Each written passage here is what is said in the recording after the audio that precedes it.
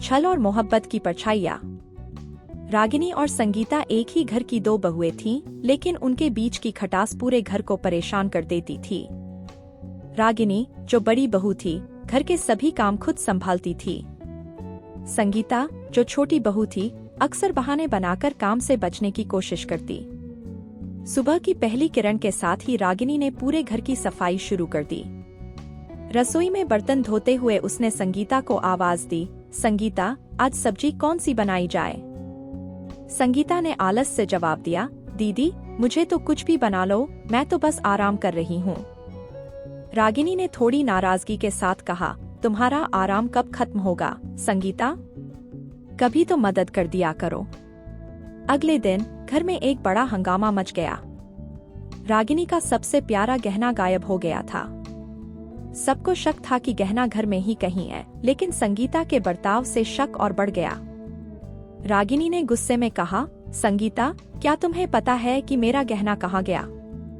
संगीता ने भोलेपन से जवाब दिया, नहीं दीदी, मुझे कैसे पता होगा? आप ही हमेशा गहनों का ध्यान रखती हैं। रागिनी ने थोड़े कठोर स्वर में कहा, अगर तुम्हें नहीं पता, तो फिर ये गहना कहाँ गायब हो गया? दिन बीतते गए और घर का माहौल और भी गंभीर हो गया। रागिनी ने संगीता पर नजर रखना शुरू कर दिया।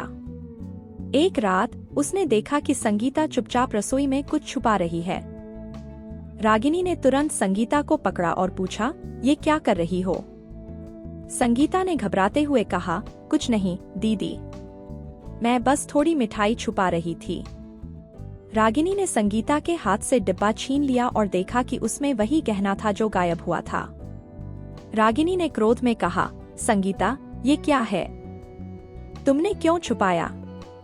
संगीता रोते हुए बोली, दीदी, मुझे माफ कर दो। मुझे नहीं पता था कि ये गहना आपका है। मैंने बस सोचा कि ये कोई पुराना गहना है और मैंने इसे छुपा लिया। रागिनी ने संगीता की बातों पर विश्वास नहीं किया और उसे घर के सभी सदस्यों के सामने लाकर उसकी चोरी का पर्दाफाश कर दिया।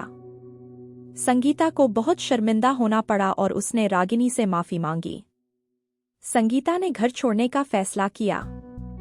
उसने अपनी सास सुमित्रा देवी से कहा, माँ, मुझे माफ कर दो। मैं इस घर की शांति भंग नहीं करना चाहती। मैं अपने मायके जा रही हूँ। सुमित्रा देवी ने संगीता को समझाते हुए कहा, बेटा, घर छोड़ने से कोई समाधान नहीं निकलता।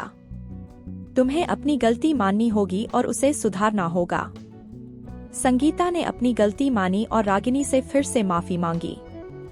रागिनी ने भी सोचा कि उसने संगीता को बहुत कठोरता से दंडित किया है। उसने संगीता को गले लगाया और कहा, हम सब इंसान हैं, गलती हो जाती है। सबसे बड़ी बात यह है कि हम अपनी गलती से सीखें और उसे दोबारा न करें। इस घटना ने पूरे परिवार को एक महत्वपूर्ण शिक्षा दी कि संदेह और गलतफहमियों से बचने के लिए आपसी समझ और संवाद आवश्यक है।